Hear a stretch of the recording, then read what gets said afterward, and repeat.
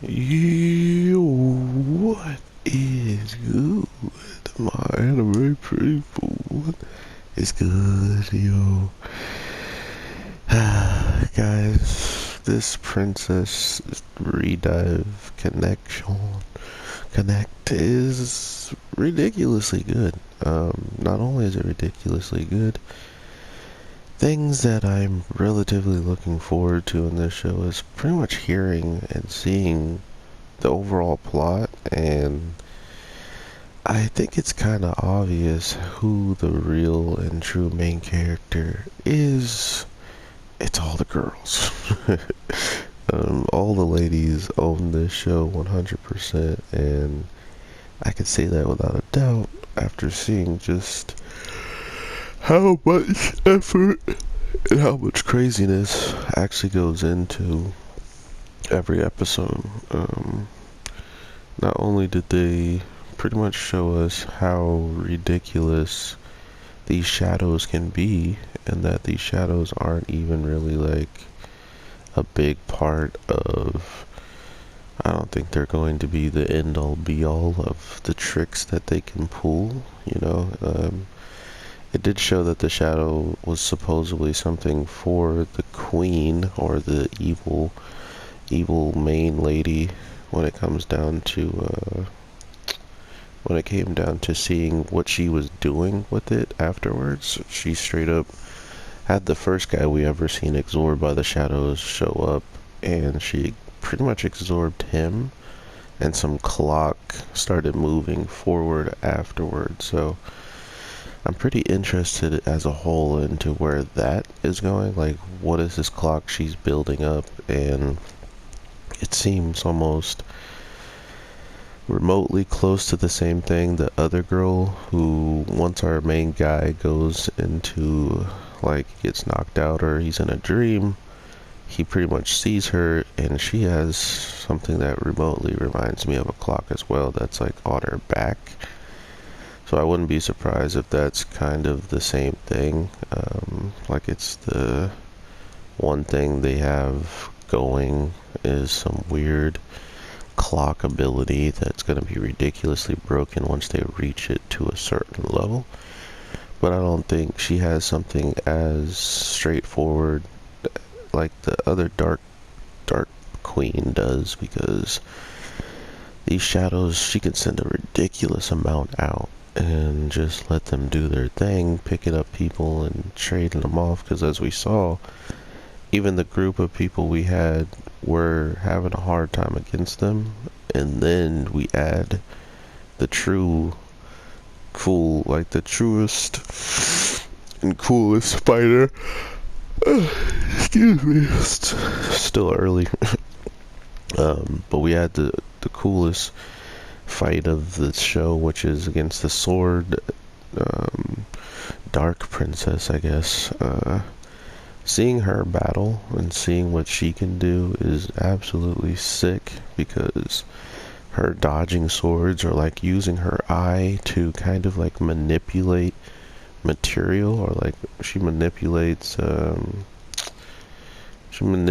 like physical things in general, and to see her manipulate it at perfect times, like the arrows or probably the shooting stars, where she probably just manipulated her body instead of the actual attacks, so they phase through. Everything that goes towards her winds up phasing through because of how quickly and extinctly she can change, like on the fly, which looks absolutely ridiculously dope. So I'm really enjoying her character, even though I'm not supposed to. She was probably the easiest thing to be like, oh, for villains, I definitely want to see more of what she can do, because she's pretty cool. But of course, I don't want to see her winning, because that means we lose some other amazing characters that we've grown to love, so there's that. But yeah, overall, I've seen quite a bit of what I expect from this show when it comes down to going into detail of why other people are around, and they're just not giving up the information. Like, sure, they're showing up, sure, we got to see the girl in the dreams, and she pretty much reconfirms that without our main guy using his ability, a lot more of the princesses would have been easily destroyed, but because he did, and because he needs to practice having full control of that, it could be the one thing that actually protects everybody while he is just, still getting together without having his memories and stuff like that. As long as he remembers that he's important enough to help and save these people in fights, that should keep him motivated enough to keep pushing forward and learning more about himself, because at this point, it feels weird that he still has no idea of what he's supposed to be doing, and I guess that's just going to be how the story is more than likely going to end up being, right? Like, the story's probably just going to end up being this overall grind of finding his purpose, or just going to places to give him a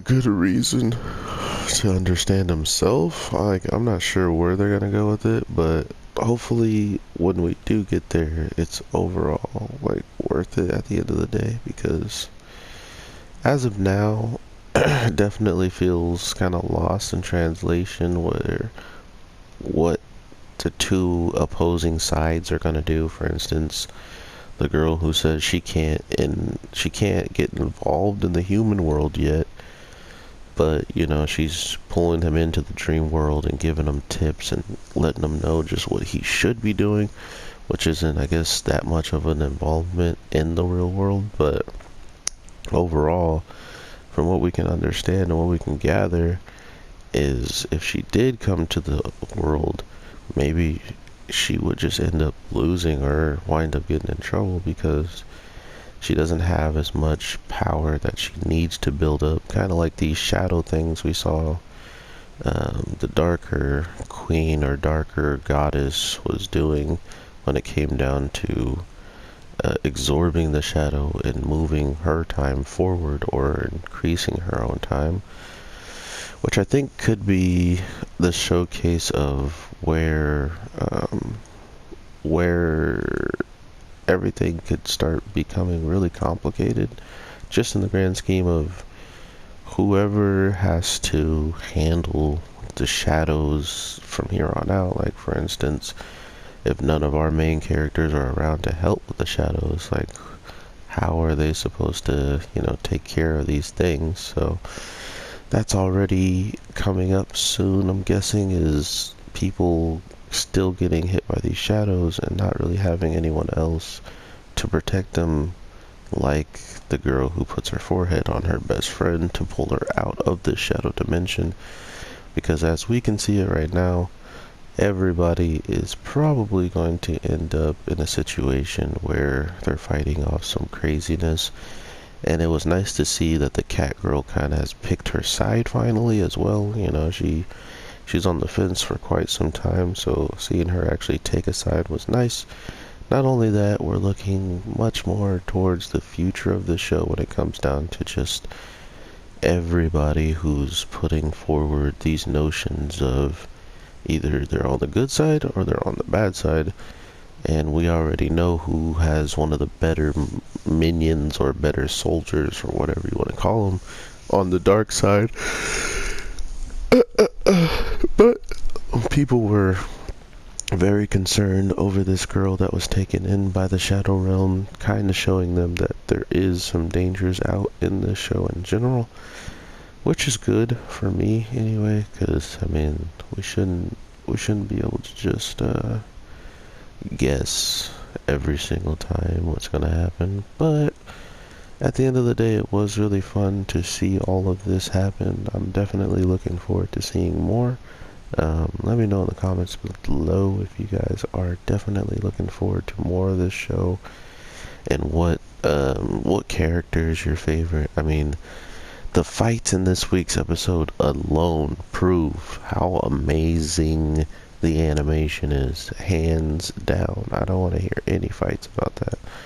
The animation is absolutely beautiful during every single battle, pretty much. So yeah, I hope you guys are having an amazing day, night, evening, whatever the case may be. I got another video for you guys coming up soon after this one, so I hope you guys enjoy, and I will talk to you in the next one. With all that being said, take care and peace.